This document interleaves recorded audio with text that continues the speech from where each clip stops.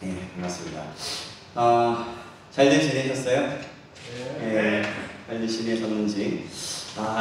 네. 오늘도 또 주님을 사모하며 나아갔으면 좋겠습니다. 네. 반갑습니다.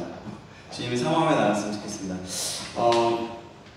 우리가 주님을 바라보고 나아갈 때 전에도 한번 얘기한 것 같은데요. 어떤 갈망함과 어떤 마음으로 하나님 앞에 나아가느냐에 따라서 우리의 마음같이 준비되어지고 또 우리의 마음같이 준비되면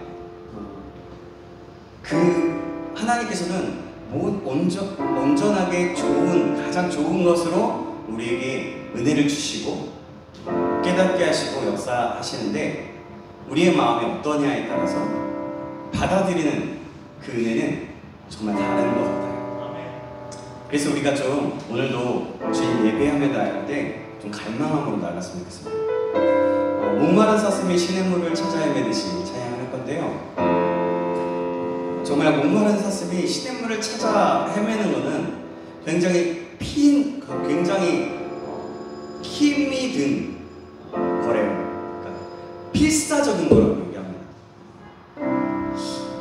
우리가 좀 필사적으로 하나님 앞에 나아갔으면 좋겠어요. 하나님을 바라보면서 하나님, 내가 주님이 나의 힘이 되시고 나의 반석이 되시고 소망이 되시는데 내가 오늘 주님을 만나고 싶어요. 주님을 찾고 주님을 경험하고 싶습니다. 그래서 주님 주시는 그 은혜가 어떤 것인지 내가 제한하는 것이 아니라 정말 하나님이 부어주시는 은혜, 그것을 제한하지 않고 정말 그 크고 놀라우신 그 은혜를 우리가 경험하고 나아가길 소망합니다. 이렇게 기도하면서 고백하며 나아갔으면 좋겠습니다. 우리 좀 그렇게 기도할까요?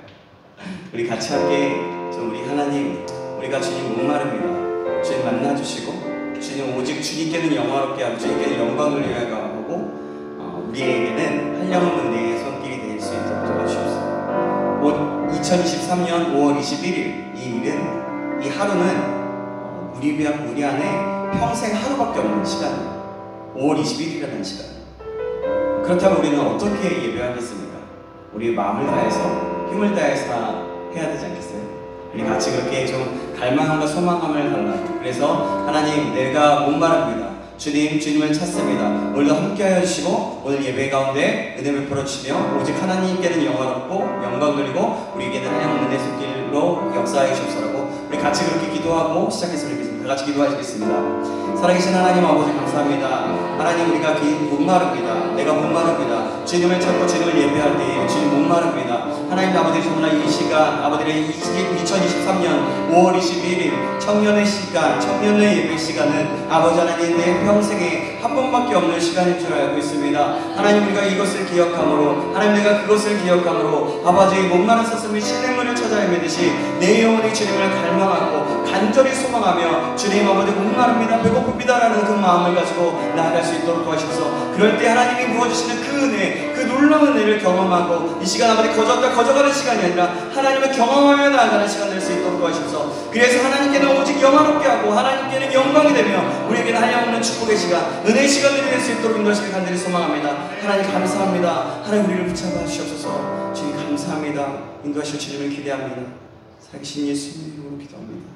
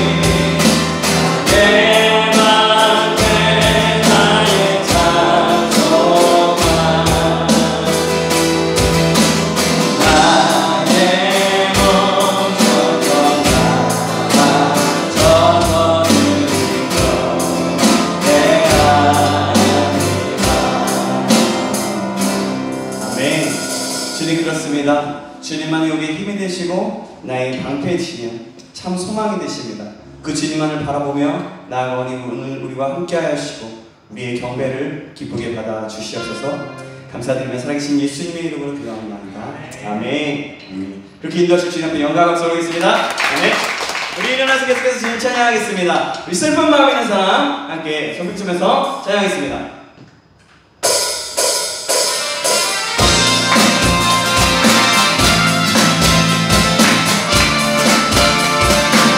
천천히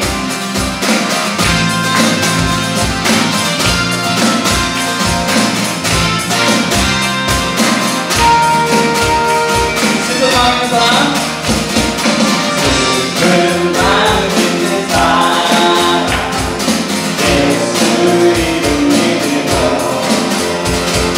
영원토록 변함없는 기쁜 마음 가져 슬픈 마음 있는 사람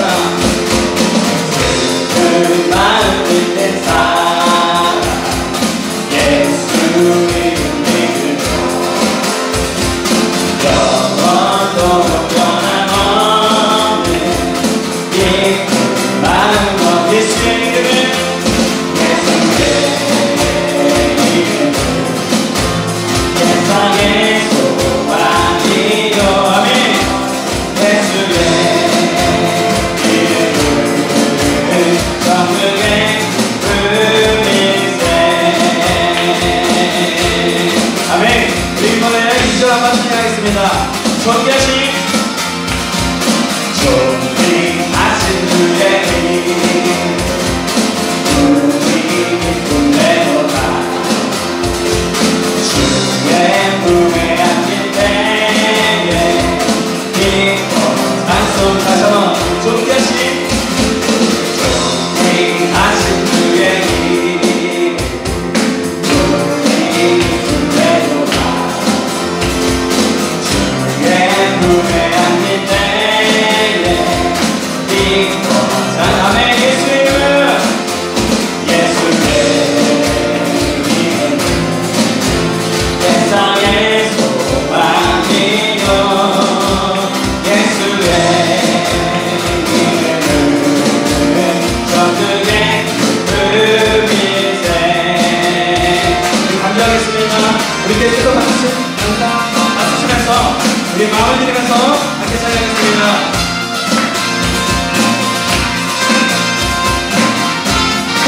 목소리 앞에서 우리 갈 길 나간 후에 보좌 앞에 나가 왕의 왕께 경배하며 멸류 바르는 아멘. 다시 한번 우리 갈 길 나간 후에 우리 갈 길 나간 후에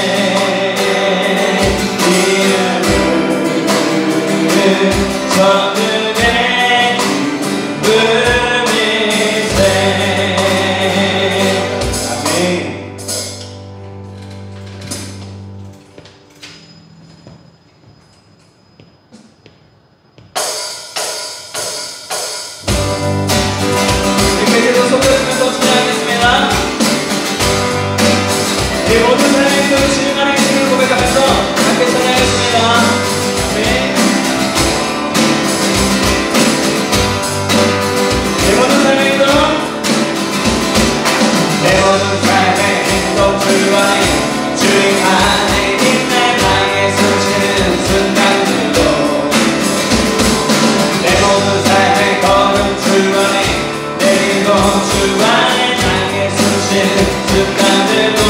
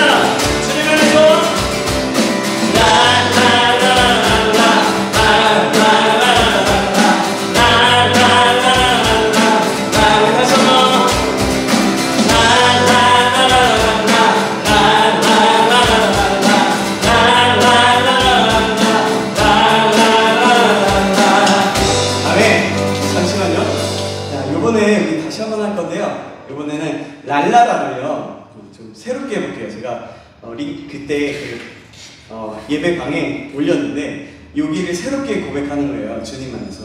그러니까 우리 보통은 랄랄랄랄라 이거잖아요. 랄랄라 이거잖아요. 그러니까 예를 들면 이런 겁니다. 저 같은 경우는 이렇게 만들어봤어요. 랄랄랄랄랄랄랄랄랄랄랄 이런 식으로. 그래서 마음껏 여러분들이 이 코드와 이 분위기에 맞춰서 한번 새롭게 해보는 거예요. 이해 되셨나요? 아니 맨 처음에 그냥 새롭게 해봐도 되고요. 그냥 랄랄라 계속 똑같이 해도 되고요. 할렐루 할렐루 할렐루야 할렐루야 할렐루야 뭐 이렇게 해도 되고요. 계속 반복해도 됩니다. 그러니까 여러분 한번 시도해볼까요? 자, 이번에 맨 처음에는 한번 따라해보시고요. 그 다음에 여러분들이 나름대로 고백하면서 주님 안에서 그냥 우리가 흥겨워서 하는 게 아니라 주님 안에서 기쁨으로 감사함으로 랄라라로 고백하는 거예요. 그렇게 찬양하는 겁니다. 해보겠습니다. 하나 둘 셋 넷 랄랄랄랄랄랄랄랄랄랄 한번 따라해볼까요? 좋아요.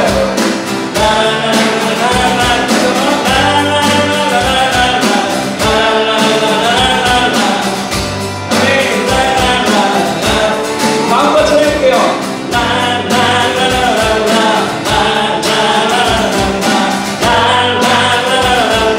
주님 안에서 예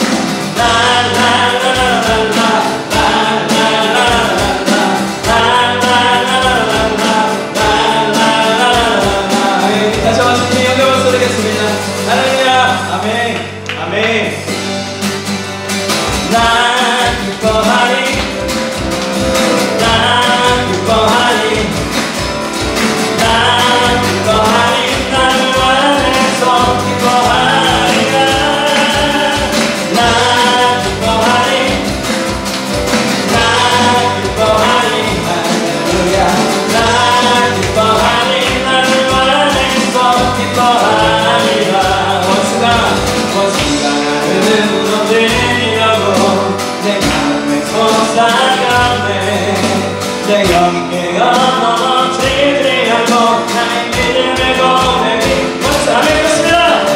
믿음의 고백을 소리했습니다. 나 기뻐하니 나 기뻐하니 나 기뻐하니 나를 안에서 기뻐하니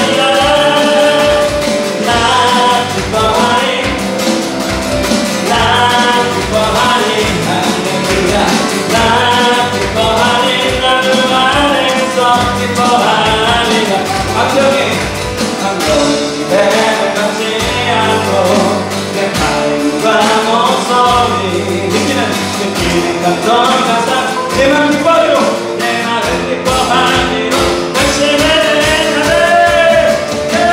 나 기뻐하니 나 기뻐하니 할렐루야 나 기뻐하니 나를 안에서 기뻐하니 나 기뻐하니 나 기뻐하니 나 기뻐하니 나를 안에서 기뻐하니라. 아멘. 자, 여러분 정말 기쁘십니까? 기쁘신가요, 정말?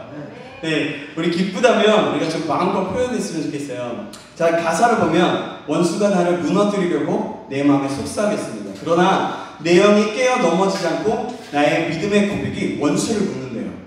그리고 환경의 지배를 받지 않고 내 팔의 힘과 목소리, 느끼는 감정과 상관없이 내 마음 기뻐하기로 믿음으로 결심을 했다는 거예요.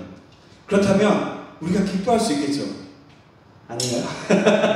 네, 우리가 좀 기뻐하기로 결정하면서 또 주님만의 소리가 함께 예배하는 것, 이렇게 찬양한다는 것은 그 기쁨과 감사함을 표현하는 거예요. 그래서 우리가 믿음으로 내 마음 기뻐하기로 결심을 했네 하면 그러면 나 기뻐하리를 그냥 기뻐할 수 없겠죠. 좀 튀기도 하고 여러분들 마음대로 표현하면서 좀 주님 앞에서 반응하면서 나아갔으면 좋겠습니다.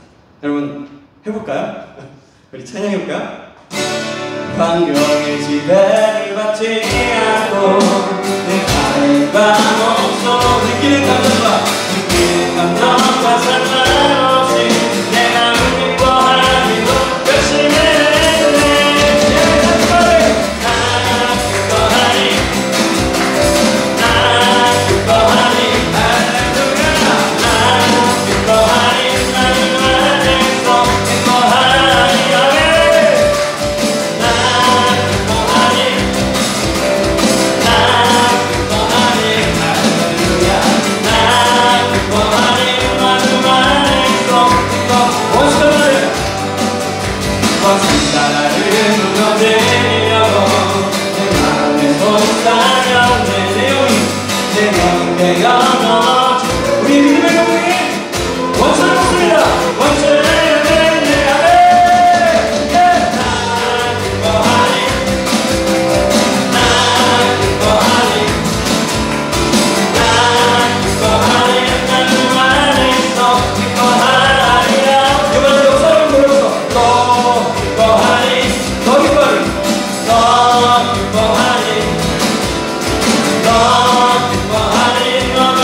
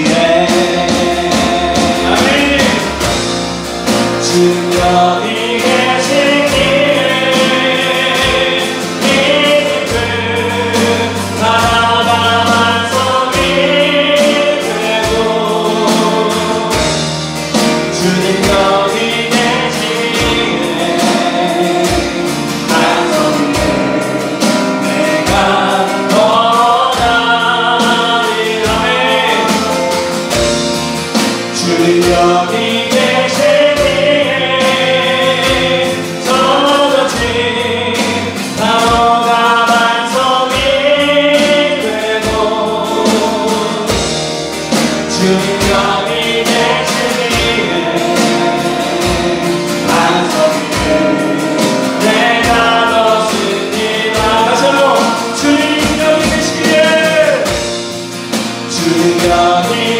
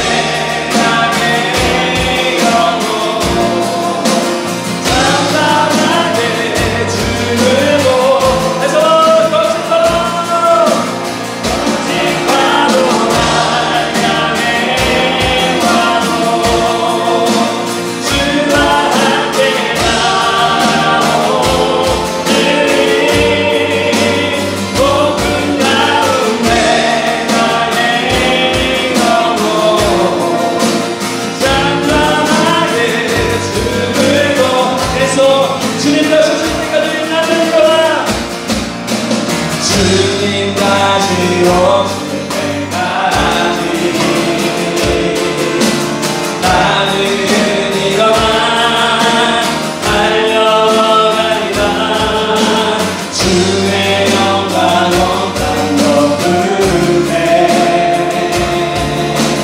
나는 이것만 노래하네. 내 손을 쥐 내 사모하는 주님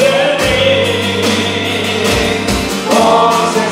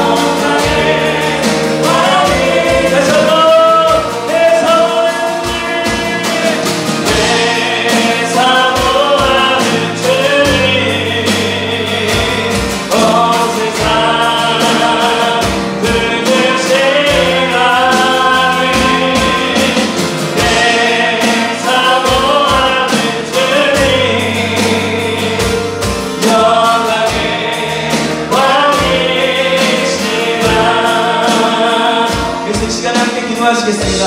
시간에 기도할 때 하나님, 오늘도 주님의 은혜로 충만하게 채우시면 감사합니다. 하나님, 우리가 정말 주님 다시 오실 때까지 거친 파도가 올지라도 어떤 상황이 올지라도 주님만을 바라보며 주님의 뜻을 따라서 날마다 달려가기 원합니다. 주님을 향해서 달려가기 원합니다. 날마다 갈망하며 주님을 더욱더 사랑하는 마음과 주님을 향해 열정을 가지고 달려가는 자 되기 원합니다. 그래서 주님의 뜻을 이루어드리는 자 되기 원합니다. 우리 다 같이 그렇게 간절한 마음으로 기도하시고 계속 이어질 말씀을 위해서 우리 주여 한번 외치고 기도하시겠습니다. 주여, 살아계신 하나님 아버지 감사합니다. 아버지, 오늘도 아버지 인도하시고 인도하시고 감사합니다. 하나님 아버지, 오늘도 아버지를 좀 이전에 부르셨고 인도하셨사오니 주님 역사하시는 은혜를 베풀어주시길 간절히 소원합니다. 하나님, 주님의 은혜에서 믿음으로 달려가기 원합니다. 하나님 아버지를 붙잡아 주시옵소서. 하나님 아버지, 사모하며 주님을 걷고 사모하며 주님을 간절히 소원하며 아버지 걷고 달려가기 원하오니 하나님, 주님의 뜻을 따라 끝까지 달려가고 주님의 갈망함으로 목마름으로 우리 결정과 힘을 다하여 주님을 사랑하는 마음으로 하나님, 주님이 다시 오실 때까지 믿음으로 달려가는 자 될 수 있도록 도와주셔서 주님의 뜻을 이루며 나가는 자 될 수 있도록 주님 역사하시기 간절히 소원합니다. 하나님, 우리가 내 기도를 도와주셔서 계속해서 이어지는 모든 예배 가운데 말씀 가운데 또 신뢰는 충만하게 되어주셔서 주님을 찬양하며 주님을 바라봅니다. 하나님 감사합니다. 오늘도 그렇게 인도하신 주님을 찬양하오니 주여 함께하시고 인도하여 주시옵소서. 우리가 주님을 사모합니다. 주님을 사랑합니다. 주님 역사하여 주셔서 주님 감사합니다. 아멘. 주님, 그렇습니다. 하나님, 오늘도 아버지 우리가 고백했던 것처럼 우리가 간절히 소망했던 것처럼 주님이 다시 오실 때까지 우리가 믿음을 가지고 달려가고 갈망하며 열정을 다해 하나님, 주님을 향해 주님을 만나기 위해 주님을 알기 위해 주님의 뜻을 이루기 위해 달려갈 수 있는 자 될 수 있도록 인도하여 주셔서 하나님, 계속해서 이어진 말씀 가운데 성령으로 함께하여 주시고 부족한 종의 입술을 통하여서 선포되어질 때에 그 주님의 진리만이 선포되어질 수 있도록 함께 하시며 붙잡아 주시옵소서. 우리 이곳에 모인 한 사람 한 사람은 더욱더 믿음으로 반응하여 하나님, 그 말씀을 30배로 60배로 100배로 열매 맺으며 나아가는 삶을 살기로 결단하는 사람 될 수 있도록 인도하여 주시옵소서. 살아계신 예수님의 이름으로 기도합니다. 아멘. 우리 주님 앞에 영광을 돌리겠습니다. 아멘.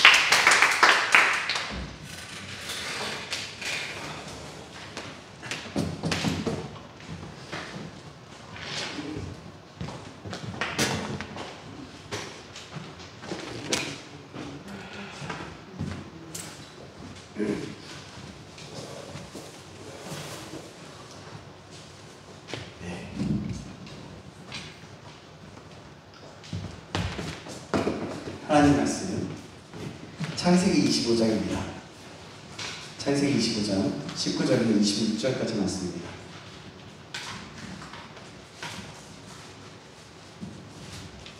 창세기 25장 19절에서 26절까지 말씀입니다.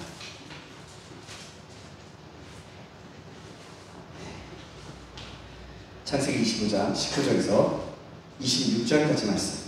제가 한 구절, 여러분이 한 구절 교독하도록 하겠습니다. 아브라함의 아들 이삭의 족보는 이러하니라. 아브라함이 이삭을 낳았고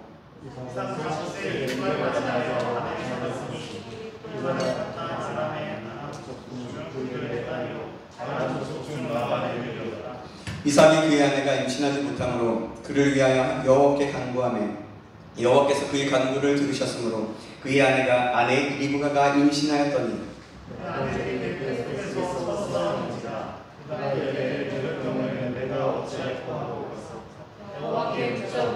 여호와께서 그에게 이르시되 두 국민이 내 태중에 있구나. 두 민족이 내 복중에서부터 나누이리라. 이 족속이 저 족속보다 강하겠고 큰 자가 어린 자를 섬기리라 하셨더라. 먼저 나온 자는 붉고 전신이 털옷 같아서 이 이름을 에서라 하였고 후에 나온 자는 손에 들어 잡았으므로 그의 이름을 야곱이라 하였으며 리브가가 그들을 낳을 때에 이삭이 60세였더라. 아멘. 이삭이 60대 이삭이 60대에 자녀를 낳네요. 네. 자, 오늘은 하나님의 주권적인 선택이라는 제목으로 하나님 말씀 받겠습니다. 하나님의 주권적인 선택이라는 제목으로 하나님 말씀 받겠습니다. 자, 여러분 좌우옆 사람에게 전하겠습니다. 잘하셨습니다. 잘하셨습니다. 네, 정말 잘하셨습니다. 정말 잘하셨고요. 주님의 이름으로 살아가고 축복합니다. 말로만이 아니라 정말 마음을 담아서 살아가고 축복합니다. 네. 우리가 선교여행이나 해외를 다녀오다 보면 우리나라가 얼마나 살기 좋은 나라인지 실감할 수 있죠. 해외 다녀온 친구, 네. 다 해외 한 번이라도 다녀오셨죠? 안 다녀오셨어요? 안 다녀오셨어요? 네? 다녀왔어요? 어디 다녀왔어요? 어디? 네? 일본 다녀오셨고 어떻게 다녀오셨나요? 네. 미국에 살다 오셨고 또 해외 나갔다 오셨죠? 네. 다 알 거예요. 우리가 얼마나 좋은 나라, 좋은 치안을 가지고 좋은 그 나라에서 살고 있는지 우리 분명히 알 수 있습니다. 공항에 들어오면 이렇게 좋은 것이 있었나 싶을 정도, 그렇게 생각날 정도죠. 그리고 집에 가면 얼마나 내 집이 좋습니까? 네, 알게 됩니다. 네. 어제 제가 저희 방에서 안 자고 딴 방에서 잤거든요. 근데 왜 이렇게 불편하지? 잠이 막 설치게 되더라고요. 어쨌든 자기가 자던 자리에 가면 얼마나 편한지 모릅니다. 오늘 우리가 좋은 나라, 좋은 환경에서 태어나 살게 된 것이 얼마나 감사한 일인지 몰라요. 물론 우리보다 더 좋은 나라들, 더 좋은 환경에서 태어나 살아가는 사람들도 있어요. 그죠? 또 어떤 사람들은 인도나 케냐와 같은 가난하고 어려운 환경에서 태어나 살아가고 있습니다. 그런데 우리가 어느 나라에 태어나느냐 나느냐 하는 것은 우리 자신의 의지와는 전혀 상관이 없이 된 일이죠. 그죠? 그것은 노력한다고 되는 것이 아닙니다. 그리고 원한다고 되는 게 아니에요. 그죠? 내가 왜 태어났어요? 우리 부모님이 사랑하셔서 이렇게 태어났잖아요. 나는 원하지 않지만, 그죠? 이게 원한다고 되는 게 아니에요. 남자로서 태어나느냐, 여자로서 태어나느냐, 가난한 부모 밑에서 태어나느냐, 부잣집에서 태어나느냐, 그런 것도 마찬가지입니다. 오늘 본문에서 우리는 이와 비슷한 일을 보게 돼요. 어떤 거냐면 본문은요, 아브라함의 족보부터 시작됩니다. 후처를 맞이하는 때부터 이삭에게 자기의 소유를 주는 것, 그리고 그가 175세에 죽은 것, 아브라함이, 그리고 이스마엘의 축복, 그리고 이삭을 아브라함이 택하고 축복한 것, 그리고 이삭의 족보가 나와요. 25장 전체를 보자면 전체 앞쪽에서부터 훑어보자면 그렇지 않은 얘기입니다. 오늘 이삭의 족보에 대해서 한번 살펴보고자 합니다. 오늘 본문 읽었던 내용들부터 시작인데요. 이삭과 리브가는요, 결혼한 후에 오랫동안 자식을 낳지 못했어요. 이삭은요, 이 문제를 놓고 기도했는데 리브가는 20년 만에 마침내 임신을 하게 되었어요. 그런데 리브가의 태 속에는 쌍둥이 아들이 서로 싸우고 있었대요. 리브가가 이 문제를 하나님께 여쭈었을 때 어떻게 하나님께서 얘기하냐면, 하나님께서는 그녀의 그 태 속에 있는 쌍둥이 아들에 대한 하나님의 뜻과 계획을 말씀해 주셨어요. 그 두 아들 중에서 하나님께서는 동생을 택하셨다는 겁니다. 하나님께서 그들이 태어나기도 전에 이미 그들에 대한 계획을 가지고 계셨다는 거예요. 그들의 의지와 성품, 노력이나 인물됨과는 전혀 상관없이 하나님께서 그들의 운명을 결정해 놓고 계셨다는 겁니다. 여러분, 이것이 바로 하나님의 주권적인 선택입니다. 오늘 우리는 이 본문을 통해서 우리 기독교의 가장 어렵고도 중요한 교리에 대해서 배우게 될 거예요. 우리는요, 예수를 믿는 후에 모든 일이 순조롭게 될 것이라는 것을 기대합니다. 많은 사람들이 그래요. 많은 사람들이. 그러나 알고 나면 실제로 하나님께서는 우리에게 형통을 주셔요. 실제적으로. 그러나 모든 일이 다 그렇지 않다는 걸 우리는 알아요. 신앙생활을 열심히 했는데도 때로는 일이 안 되는 경우가 너무나 많다는 거예요. 그리고 내가 정말 힘을 다해서 내가 헌신했다고 했는데 뭔가 내 안에 발전이 없고 신앙의 어떤 발전이나 어떤 부분이 없다는 거예요. 왜 그럴까요? 그거는 좀 다른 문제이고, 그거는 이제 싹 삭제해도 돼요. 여기에는 하나님의 오묘한 뜻이 있습니다. 웃자고 하는 얘기예요. 어려운 일을 만날 때 우리는 이것을 깨달을 수 있어야만 하는 거예요. 솔로몬은 전도서에서 이렇게 얘기합니다. 전도서 7장 14절 3반절에 이렇게 얘기해요. 형통한 날에는 기뻐하고 공고한 날에는 되돌아보아라 라고 얘기합니다. 전도서는 지혜서거든요. 지혜서. 잠언과 같이 전도서도 지혜서예요.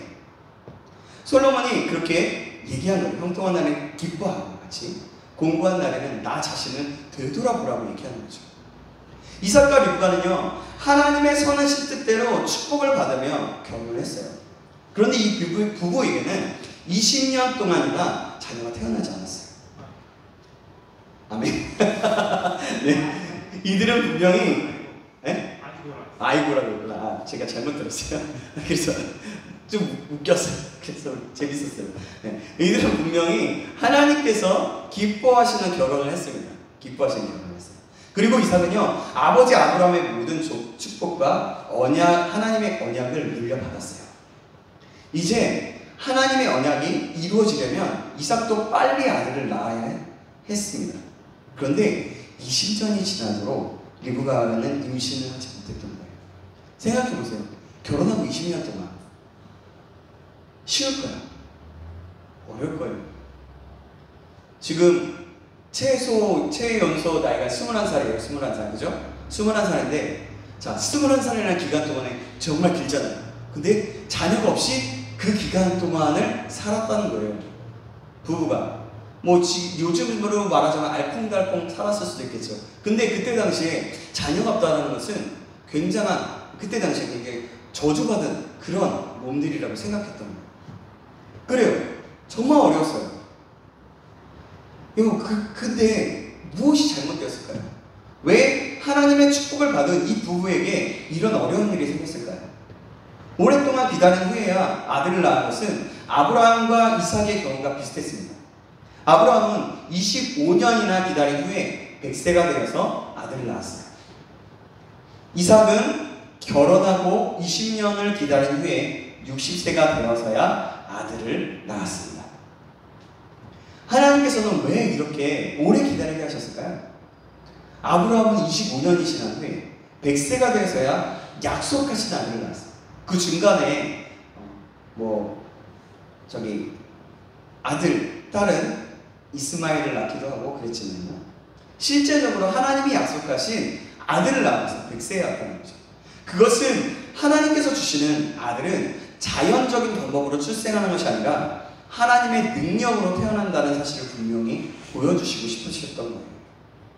이삭의 경우에 역시 하나님께서 매우 중요한 사실을 가르쳐 주시기 위해서 그렇게 하셨어요.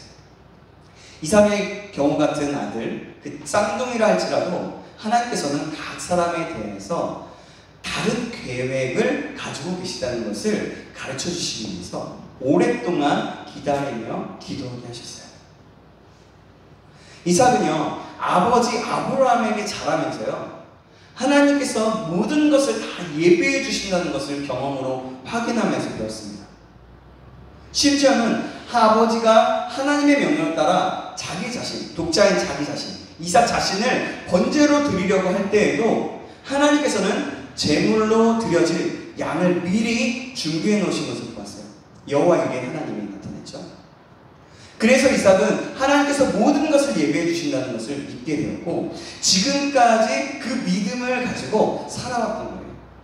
그래서 결혼한 후에 처음 몇 년 동안은요, 아들이 없어도 전혀 걱정하지 않았습니다. 때가 되면 하나님께서 아들을 주실 줄로 믿었기 때문이에요.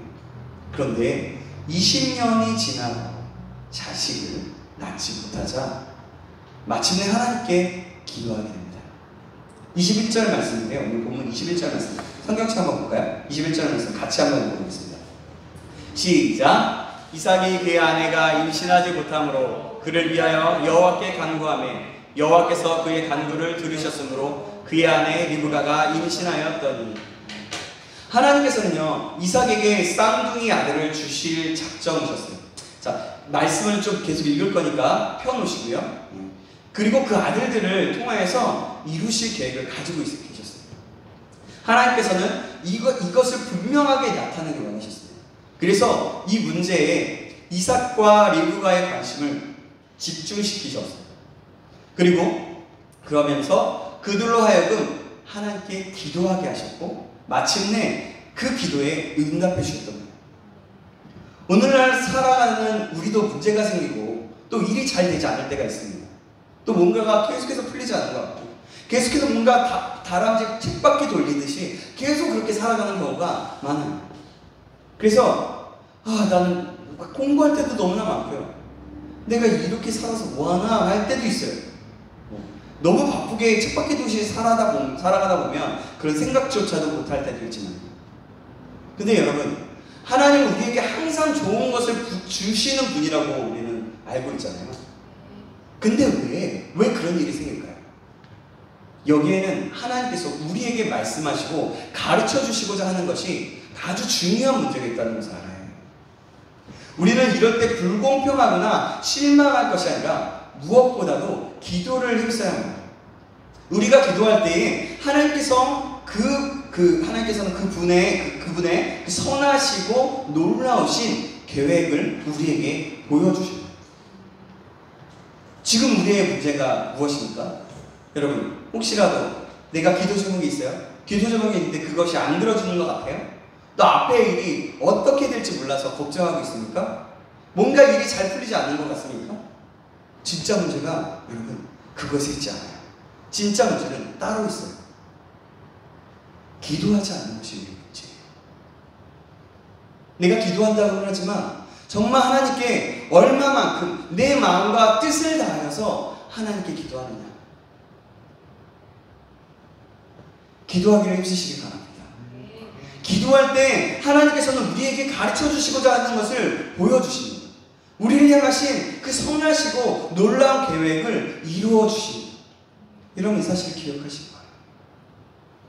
내가 아무리 기도를 해도 안 듣는다, 안 들어주신다, 그럼 때가 안 됐거나, 아니면 내가 준비되지 못했거나, 아니면 하나님의 뜻이 다른 곳에 있거나 입니다. 그렇기 때문에 내 모든 것들을 다시 한번 내려놓고, 하나님, 제가 이런 기도 제목이 있는데 이것을 통해서 하나님 저에게 가르쳐 주실 것이 무엇입니까? 제가 하나님 어떻게 기도하면 좋을까요? 이렇게 묻는 거예요. 그럴 때 하나님께서는 맨 처음에 내 기도의 제목대로 내가 기도하게 하시지만 그 계속해서 그 다음에는 내 기도가 점점 다른 것으로 바뀌어지는 것을 알게 돼요. 정말 하나님의 뜻이 무엇인지 발견하게 된다는 거예요. 20년 동안이나 자녀를 낳지 못했던 그 이삭이 이 문제를 가지고 하나님께 기도하자 하나님께서는 리브가에게 쌍둥이 아들을 잉태하게 해주셨습니다. 그런데 그 쌍둥이 아들들이 태 속에서 서로 싸웠대요. 자, 오늘 우리 22절 말씀을 함께 읽겠습니다. 22절 말씀인데요. 우리 22절 말씀 같이 보고 읽겠습니다. 시작! 그 아들들이 그 태 속에서 서로 싸우는지라 그가 이르되 이럴 경우에는 내가 어찌할꼬 하고 가서 여호와께 묻자온대. 여러분 보세요. 리브가도요 여호와께 물었어요. 기도할 때 물었다는 거예요. 아마도 처음에 리브가는 자신이 쌍둥이를 임신한 것을 몰랐을 것입니다. 그리고 쌍둥이 아들들이 뱃속에서 서로 싸울 때도 무슨 일이 일어나는지 몰랐을 거예요. 단지 배가 요동치며 아파서 매우 놀라고 걱정스러웠을 거예요. 요즘 같으면 당장에 어떻게 해요? 병원에 가서 초음파를 검사해보잖아요. 그렇지만 그러나 그 당시로는 도대체 어떤 일인지 무슨 일인지 왜 뱃속에서 요동치고 아프고 자꾸 밀어내고 막 그러는지 알 길이 없었어요. 이런 뱃속에서 아이를 가지셨던 분들은 어떠세요? 뱃속에서 뭔가 막 움직이고 갑자기 딱딱하게 굳으면 어때요? 되게 무섭죠. 아마 리브가도 그랬을 거라는 얘기예요. 그렇죠? 저도 옆에서 그것을 봤거든요. 제가 해보지 못했지만 딱딱하게 굳는 거. 아니 어쩔 때는 되게 부드러운데 어쩔 때는 되게 딱딱하고 막 그러는 거예요. 아 정말 이게 무슨 일일까? 라는 생각이 드는 거죠. 그래서 하나님께 물은 거예요. 하나님께서는 리브가가 쌍둥이 아들을 임신했다는 것과 그 쌍둥이 아들이 서로 싸우고 있다는 것을 알게 해주셨습니다. 오늘 23절 말씀인데요. 우리 23절 말씀을 같이 읽어보겠습니다. 시작! 여호와께서 그에게 이르시되 두 국민이 내 태중에 있구나. 두 민족이 내 복중에서부터 나누이리라. 이 민족이 저 민족보다 강하겠고 큰 자가 어린 자를 섬기리라 하셨더라. 신기하죠? 물었더니 가르쳐주는 거예요. 하나님의 그 말씀을 듣고 나서야 리브가는 왜 자기 뱃속에 태아가 그렇게 유동치면서 하루도 편할 날이 없었는가를 알게 됐던 거예요.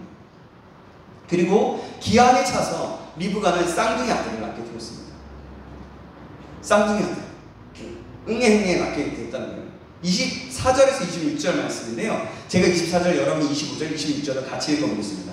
자, 제가 먼저 읽겠습니다. 그 해산 기한이 찬즉 태에 쌍둥이가 있었는데 빛이 털 같아서 이름을 에서라. 같이 읽습니다. 후에 나오는 손으로 에서의 팔꿈치를 잡았으므로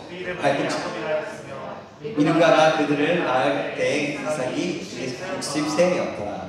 팔꿈치가 아니라 팔꿈치죠. 네. 이 쌍둥이 아들의 출생에 있어서 특별한 점은요, 하나님께서 그들이 태중에 있을 때부터, 즉 그들이 태어나기도 전부터 그들에 대한 뜻과 계획을 결정하셨다는 거예요. 하나님께서는요, 쌍둥이 아들 중에서 아우를 택하셔서 형보다 강하게 하실 것이며 또 형은 동생을 섬기게 될 것이라고 하였어요. 이 선택은요, 자연적인 어떤 조건 때문에 된 것이 아니었어요. 그들은 다 같이 한 아버지와 한 어머니에게서, 그것도 쌍둥이로 태어났을 뿐입니다. 그런데 이 선택은요, 또 어떤 선행이나 공적이나 그들이 누군가가 더 잘나서 에서가 더 잘 못 낳고 야곱이 더 잘났다고 해서 그렇게 된 것이 아니에요. 그들의 어떠함도 아니었습니다. 그들이 태어나기도 전에 그들이 어떤 생각이나 그 행동을 하기도 전에 선택이 이미 이루어졌다는 거예요. 어떤 사람들은요, 하나님께서 그들이 앞으로 나타나게 될 성향을 미리 아시고 또 그 중에서 더 선한 쪽을 택하셨다라고 말합니다. 그러나 그렇지 않아요. 두 아들이 태어났을 때 사람이 보기에 더 바람직한 경향은, 그렇게 보인 쪽은 오히려 형 에서였기 때문입니다. 에서는 장자로 태어났을 그뿐만이 아니라 대장부답고 씩씩하고 튼튼했어요. 반면에 동생 야곱은요, 내성적이고 소극적이었습니다.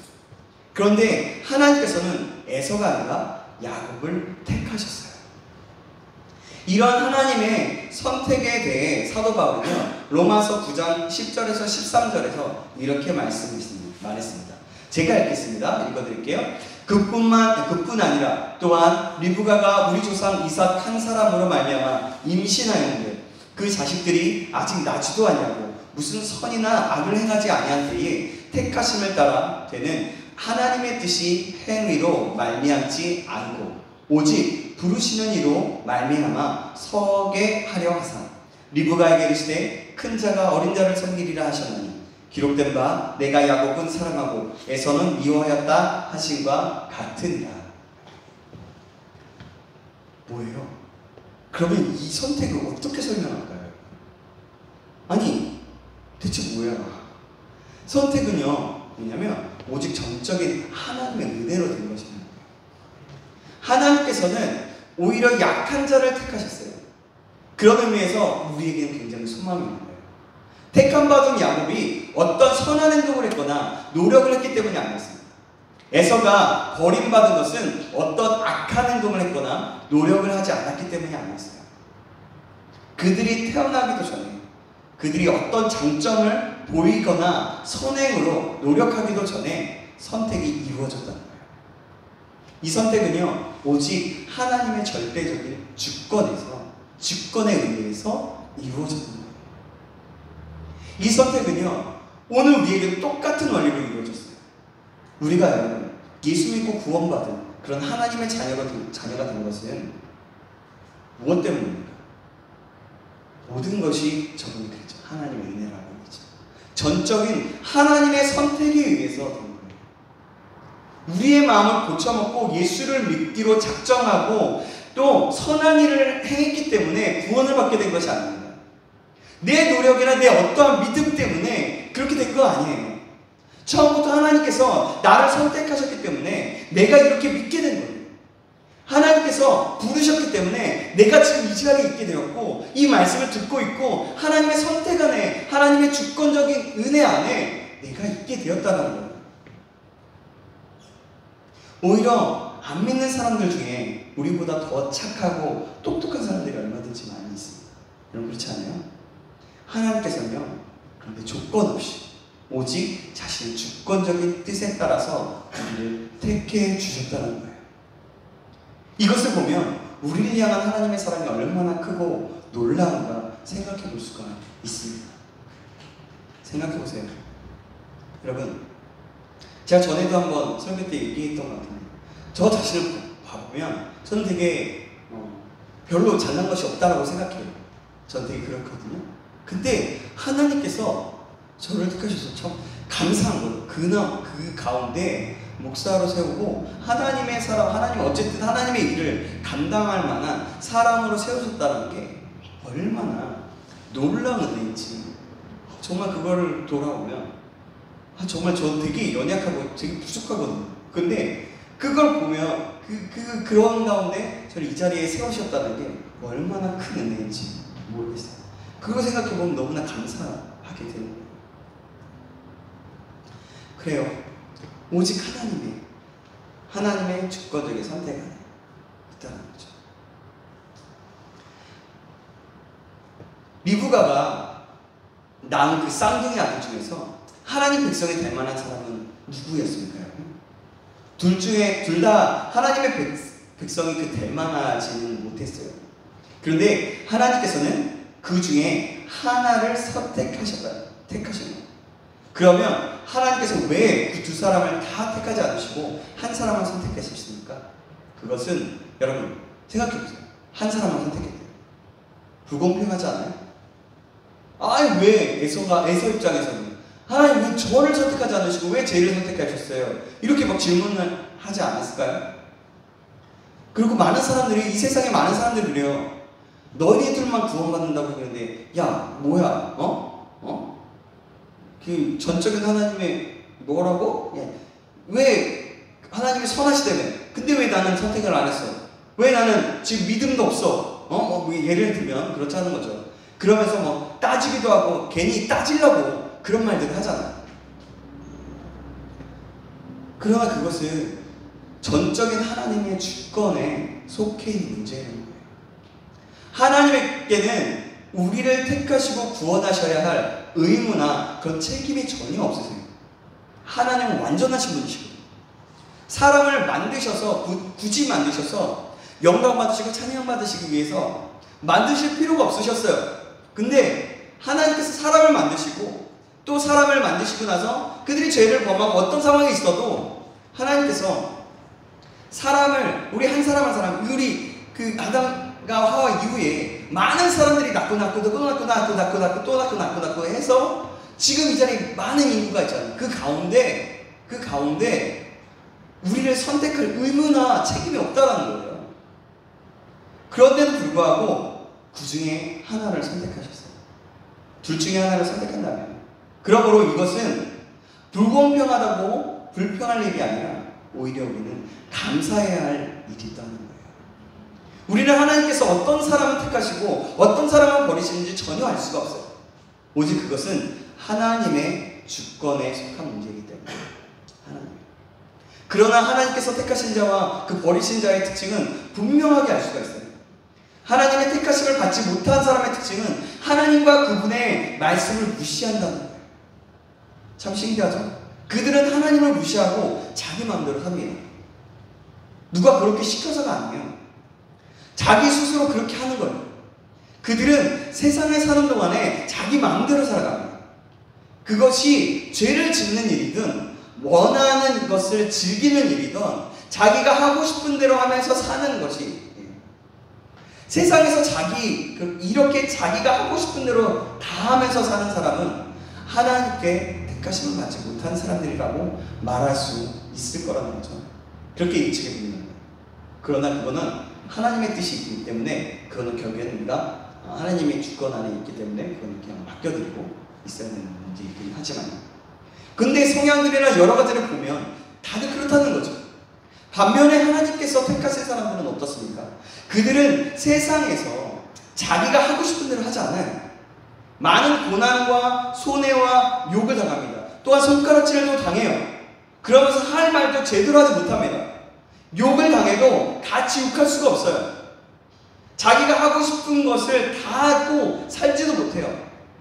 하나님께서 기뻐하시지 않는 일은 아무리 인간적인 본성이 끌린다고 해도 외면하고 포기하게 됩니다. 양심에 자꾸 가책을 느끼는 거예요. 어떻게 보면 모자라는 사람 같기도 하고 또 바보 같을 때도 있습니다. 그렇게 살면서 그 연단을 받아서 점점 거룩하고 성숙된 모습을 갖추어가게 된다는 것을 봐요. 그래서 마침내 하나님의 백성다운 모습을 점점 나타나게 되는 것입니다. 이런 사람들이 바로 하나님께서 택하신 사람들이라고 말할 수 있는 거예요. 여러분, 오늘 나 자신을 보면서 이 사실을 확인해 보십시오. 여러분 어떻습니까? 여러분은 어때요? 나는 내 마음대로 살아가는지, 나는 아니면 내 마음대로 살아가고 싶은데 내 마음대로 안 돼요. 그렇다면 하나님께서 붙잡고 있는 거예요. 내 마음대로 아무리 하려고 해도 내 마음대로 절대로 안 돼요. 하나님이 사랑하셔서 붙잡고 있다는 거예요. 그리고요, 정말 내 마음대로 사는데 정말 그대로 살아가요. 그러면 막 즐기면서 호락호락하게 살아가요. 그런 사람들도 있어요. 우리 자신들의 모습을, 그 다른 사람의 모습을 보지 않고 나 자신을 한번 생각해보고 돌아보자는 거예요. 하나님께서 어떤 사람은 택하시고 어떤 사람은 버리시는데, 버리신다고 얘기하는데 그것은 하나님의 선행이나 그 사람의 선행이나, 하나님이 아니라 그 사람이에요. 그 사람의 선행이나 또 장점이나 노력이나 잠재력과는 전혀 상관이 없어요. 전혀. 오직 하나님의 주권적인 선택이 있을 뿐입니다. 사람들은 이 점에 있어서 하나님께서 공평하시지 않다고 불평을 합니다. 그러나 여기에 대하여 성경은 이렇게 반문하고 있어요. 로마서 9장 20절에서 21절 말씀인데요, 제가 할게요. 이 사람아, 내가 누구이기에 감히 하나님께 반문하느냐? 지음을 받은 물건이 지은 자에게 어찌 나를 이같이 만들었냐 말하겠느냐. 토기장이가 진흙한 덩이로 하나는 귀 있을 그릇을 하나는 천 있을 그릇을 만들 권한이 없느냐. 되묻는 거죠. 토기장이가 진흙으로 쓸 그릇을 만드는데 진흙이 왜 이렇게 만드느냐고 반문할 수 없다는 거예요. 하나님께서는 권한이 있으시면서 우리는 그분의 섭리와 무한하신 지혜를 알 수가 없어요. 저는 이 말씀을 읽으면요, 정말 되게 대단한 이런 놀라운 통찰력 같아요. 하나님의 진리된 말씀이지만 정말 놀라운 것 같아요. 바울이 로마의 편지에 누가 감히 그것을 반문하냐 이 질문에 저는 다시 한번 이렇게 떡 맞은 것 같고 뭔가 이렇게 야 진짜 놀랍다. 어떻게 이렇게 논리적이면서 또 하나님의 놀라운 섭리와 그것들을 정확하게 말하고 있는지 야 진짜 놀랍다. 야, 역시 하나님의 말씀이다. 사도 바울이 적었지만 이건 정말 하나님의 말씀입니다. 하나님이 이 말씀을 통해서 나에게 말씀하시는구나 이렇게 알게 돼요. 그래요. 하나님께서는 정말 그분의 섭리와 그 무한하신 지혜를 우리는 알 수가 없어요. 또 하나님께서는 어떤 사람을 택하시고 어떤 사람을 버리셨다면 전도할 필요가 없지 않겠느냐라고 말하는 사람들도 있습니다.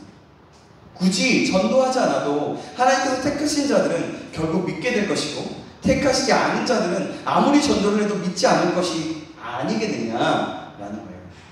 여러분 생각해보세요. 우리는 어떻게 생각하세요? 여러분은 어떻게 생각하세요? 어때요? 잘 모르겠네. 어떻게 생각하시나요? 하나님께서 택하신 자를 이끌어내셔서 예수 그리스도를 믿고 구원을 받게 하실 때는 반드시 먼저 믿은 하나님의 백성들을 사용하세요. 그렇기 때문에 그러므로 우리에게는 반드시 전도해야 할 사명이 있다는 거예요. 듣지 않고서는 믿을 수 없잖아요. 믿을 수 없기 때문에. 갑자기 뭐 이런 경우도 있어요. 이런 경우는 있어요. 막 티벳의 어느 중이에게 하나님이 나타나셨거나 아니면 그 이슬람의 그 마호메트를 섬기는 그 이슬람 모슬림에게 갑자기 하나님께서 꿈에 찾아와셔서 내가 하나님이다, 내가 예수 그리스도다 라고 그렇게 계시할 때도 가끔은 있지만 여러분 그것 외에 하나님은요 믿음의 사람들을 통해서 그 말씀을 듣기 원하신다는 거예요. 그렇기 때문에 전도는 우리의 사명이라는 것입니다. 그러면 누가 택함을 받은 자인지 알아야 전도할 수 있지 않겠습니까? 반문할 수도 있어요. 그러나 우리는 알 수가 없어요. 알 수 없지만 세상에는 하나님께서 택하신 자들이 반드시 있다는 거예요. 그래서 우리가 전도하면 믿고 구원받는 사람들이 반드시 있다는 거죠. 그러므로 우리는 전도해야만 한다는 거예요. 하나님께서 택하신 자들이 있기 때문에 우리가 전도하는 것은 결코 헛되지 않습니다. 그런데 어떤 사람이 하나님께서 택하신 자인지 모르기 때문에 모든 사람들에게 전도를 해야 합니다. 복음을 전해야 한다는 것입니다. 또 어떤 사람들은 하나님께서 사람의 선행이나 노력과는 상관없이 택하신다면 택함받아 구원받은 사람들이 더 이상 열심히 신앙생활을 할 필요가 없지 않겠느냐라고 말하기도 해요. 반문하기도 해요. 우리가 신앙생활을 열심히 하지 않는다 해도 택함을 받았다면 어차피 천국에 들어가게 되지 않겠느냐. 그러나 아무 자격도 없이 여러분, 아무 공로도 없이 오직 은혜로 택하심을 받은 자가 어떻게 감사하지 않을 수가 있습니까? 생각해보세요. 내가 내 의로 된 것이 아니라는 거잖아요. 하나님이 나를 택하셨다라면 내가 가만히 있을 수가 없는 거잖아요. 감사할 수밖에 없는 거예요. 나를 구원하셨대, 나를 선택하셨대. 그거에 감사할 수밖에 없고 그것에 찬양할 수밖에 없는 거예요.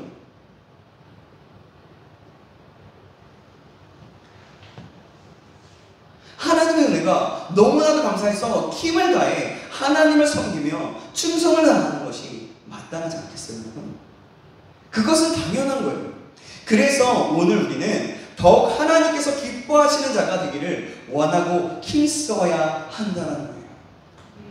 뿐만 아니라 성경은 우리가 이 세상에서의 그 삶을 다 마치고 하나님 앞에 서는 날 각 사람이 행한 것에 따라 심판을 받게 될 것이라고 말씀하고 있어요. 그러면 우리는 택하시고 구원하신 그 은혜가 너무나도 감사해서 그것도 주님 앞에 서는 그날에 칭찬과 상급을 받기 위해서 최선을 다해 신앙생활을 잘 해야만 한다는 거예요. 그래서 말씀을 받고 말씀대로 살아가기를 힘써야 하는 것입니다. 예를 들어 볼까요? 또 이 세상이 점점 막혀져가요. 이 세상이 점점 막혀지는데 그러면 나는 하나님의 선택받은 자니까 악해져도 내가 그냥 그대로 살아가면 될 거냐는 거예요. 그들의 영향력 안에 있게 되면 우리는 어떻게 되는 거죠? 그러면 우리는 하나님 앞에 똑같이 죄를 지어서 살아가게 됩니다. 그런 사람들도 하나님이 택하실 수도 있어요. 그러나 여러분, 하나님을 성령을 회방하거나 하나님을 배반하고 떠난 자, 성경에는 두 가지 양을 다 얘기하는데 떠난 자들을 어떻게 얘기하냐면 그들은 구원받지 못한다고도 얘기해요. 좀 헷갈리죠? 근데요 여러분, 중요한 것은 내가 택함 받은 사람이라면 그렇게 노력해야 하고 달려가야 된다는 거예요. 그게 진짜 믿음이고, 진짜 믿음은 그 믿음이 우리의 삶 속에서 증명이 되고 그것을 통해서 우리에게 하나님의 상급과 선한 역사, 선하심과 계획들이 나타내어진다는 거죠. 하나님께서는 아무 조건 없이 나를 택하사 구원하시고 하나님의 자녀로 삼으셨습니다. 그래서 우리는 오늘 이렇게 하나님을 섬기고 있는 거예요. 하나님께 예배하고 있는 거죠. 이 은혜가 얼마나 크고 귀합니까? 얼마나 감사한 일입니까? 이 은혜를 생각하며 뜨거운 마음으로 감사하면서 충성을 다해 주님을 섬기는, 주님께 주님을 알아가는 저와 여러분에게 주님의 이름으로 축원합니다. 그리하여서 하나님께서 쓰시고 기뻐하시는 사람, 하나님께서 이 시대에 찾으시는 사람, 그 사람이 되기를 주님의 이름으로 축원합니다. 여러분, 하나님이 나를 구원하셨다면 나는 가만히 있을 수가 없는 겁니다. 나는 열정을 다해, 힘을 다해, 목숨을 다해 하나님 앞에 달려가고 하나님의 뜻을 이루어 드리는 것이 마땅하다는 겁니다. 이 사실을 꼭 기억하시기 바랍니다. 그래서 다시 한번 얘기하지만 하나님의 뜻, 하나님 이 시대에 이때 찾으시는 사람, 그리고 쓰시는 사람, 기뻐하시는 사람이 되는 저와 여러분에게 주님의 이름을 축원합니다. 기도하겠습니다. 하나님 아버지, 오늘도 깨닫는 은혜를 주시면 감사합니다. 오늘은 하나님께서 주권적으로 이삭을 선택하시고 야곱을 선택함으로 이루어 나가는 것을 보았습니다. 강한 자, 지혜로운 자를 택하시기보다는 하나님께서는 세상에서 보잘것없는 야곱을 택하시고 저희를 택하셨습니다. 우리도 하나님의 주권적인 선택으로 이 자리에 있는 줄 믿습니다. 이 모든 것이 하나님의 은혜임을 믿습니다. 그래서 우리가 하나님이 주신 은혜로 은혜 받은 자처럼 살아가게 하여 주시옵소서. 이 시대에 하나님이 찾으시는 사람, 그 한 사람이 내가 될 하나님의 뜻, 하나님의 그 인도하심과 하나님의 그 놀라우신 계획들이 나의 삶 속에 나타나여지는 역사 일어날 수 있도록 다시 한번 축복하여 주시옵소서. 살아계신 우리 주 예수 그리스도의 이름으로 기도합니다. 아멘. 이 시간에 함께 또 기도하며 찬양하며 기도했으면 좋겠습니다. 주님 다시 오실 때까지.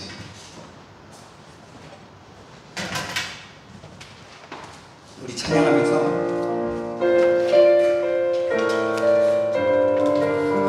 다시 오실 때까지 내가 이 길을 가겠습니다. 지금 나를 부르심에 감사함으로 내가 달려가겠습니다. 우리 함께 찬양하겠습니다. 주님 다시 오실 때까지 나는 이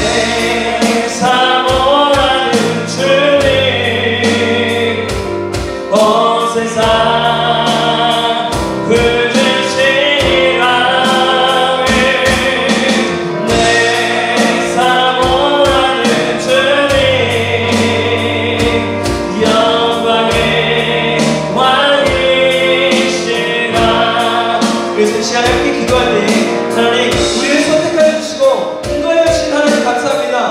이제는 그 은혜를 생각하며 더욱더 감사함으로 적극적으로 하나님 앞에 기도하는 자 될 수 있도록 인도하여 주셔서 적극적으로 하나님을 예배하고 적극적인 신앙생활 말씀으로 일어나가는 생활을 할 수 있도록 인도하여 주셔서 그래서 하나님이 선택받은 그 백성처럼 그 은혜를 받은 자처럼 살아갈 수 있는 그런 믿음의 사람 될 수 있도록 인도해 달라고 우리 같이 주여 한번 부르고 기도하시겠습니다. 주여 살아계신 하나님 감사합니다. 좋습니다. 하나님 우리 이 시간에 기도합니다. 하나님께서 선택하여 주시고 하나님께서 정말 충만한 선리를 불러주시고 인도하시는 감사합니다. 이 은혜를 기억하면서 우리가 날마다 살아갈 수 있도록 도와주셔서 이 은혜를 더욱더 감사하고 적극적으로 하나님의 날마다 반응하면서 살아갈 수 있도록 도와주셔서 적극적으로 간절한 마음으로 기도하면서 살아갈 수 있도록 도와주셔서 적극적으로 하나님의 예배하면서 살아갈 수 있도록 도와주셔서 적극적으로 신앙생활 말씀을 일어나는 생활을 할 수 있도록 주님하시고 붙잡아주시옵소서. 그래서 하나님의 상급 하나님의 상급을 기대하며 아버지 나의 구원을 하시고 나를 앞으로 선행해 인도하시는 그 주님 하나님이 기뻐하시는 사람 하나님이 이 시대에 쓰시는 사람 하나님이 이 시대에 찾으시는 사람 그 한 사람이 우리 내 사람 우리 한 사람 한 사람이 될 수 있도록 내가 될 수 있도록 주님 도와주시고 우리에게 믿음을 더하여 주시는 것이게 해드릴 소원합니다. 하나님 우리 가운데 주님의 은혜로 채워주시옵소서. 주님이 없어 이루어주옵소서. 우리가 되는 소원합니다. 하나님 기대합니다. 하나님 우리의 삶을 드립니다. 나의 모든 것을 드립니다. 하나님 붙잡아주시고 인도하시며 주님의 뜻을 이루어주시옵소서. 주님 감사합니다. 주님 감사합니다. 하나님과 주님 인도하여 주시옵소서. 하나님 감사합니다. 우리를 선택하여 주시고 우리를 구원하여 주신 그 하나님의 은혜를 기억한다면 하나님 우리가 감사할 수밖에 없습니다. 하나님 그럼에도 불구하고 우리는 어떠한 삶을 살았는지 돌아봅니다. 혹시라도 하나님의 은혜 받은 자처럼 살아가지 못하고 내 마음과 내 뜻대로 내 마음대로 내가 하고 싶은 대로 살아가지는 않았는지 하나님 이 시간 다시 한번 돌이키며 회개하오니 이 죄를 용서하여 주시고 이제는 하나님의 말씀만 따라 하나님의 뜻을 따라 살아가는 자 될 수 있도록 도와주시옵소서. 하나님 앞에 적극적으로 기도하며 하나님 앞에 적극적으로 간절한 마음으로 나가며 하나님께 적극적으로 예배하며 하나님 적극적인 신앙생활 하나님 말씀과 진리만을 쫓아 살아가는 생활 그런 믿음의 생활을 할 수 있도록 주님 우리를 붙잡아 주시고 우리의 삶을 역사하여 주시옵소서. 하나님 우리는 때로는 연약하고 부족하여 믿음이 없어서 하나님 그렇게 결정하고 하나님 기도하지만 아버지 그대로 그 기도함으로 끝나고 잃어버릴 때가 너무나 많습니다. 하나님 우리를 다시 한번 불쌍히 여기시고 다시 한번 은혜를 베풀어 주옵소서. 그래서 하나님 우리가 기도하고 끝나는 삶이 아니라 정말 삶 속에서 그 모든 것들이 열매 맺고 나타내어 줄 수 있도록 축복하여 주시옵소서. 모든 것을 주님께 맡깁니다. 인도하시는 하나님을 기대하며 살아계신 예수 그리스도의 이름으로 기도합니다. 아멘. 우리 주기도 원하시는 예물 마치겠습니다. 하늘에 계신 우리 아버지여 이름이 거룩히 여김을 받으시오며 나라의 임하옵시며 뜻이 하늘에서 이룬 것 같이 땅에서도 이루어지이다. 오늘날 우리에게 일용할 양식을 주옵시고 우리가 우리에게 죄진 자를 사하여 준 것 같이 우리의 죄를 사하여 주옵시고 우리를 시험에 들게 하지 마옵시고 다만 악에서 구하옵소서. 대개 나라와 권세와 영광이 아버지께 영원히 있사옵나이다. 아멘. 주님 앞에 영광 박수 드리겠습니다. 예배를 마쳤습니다.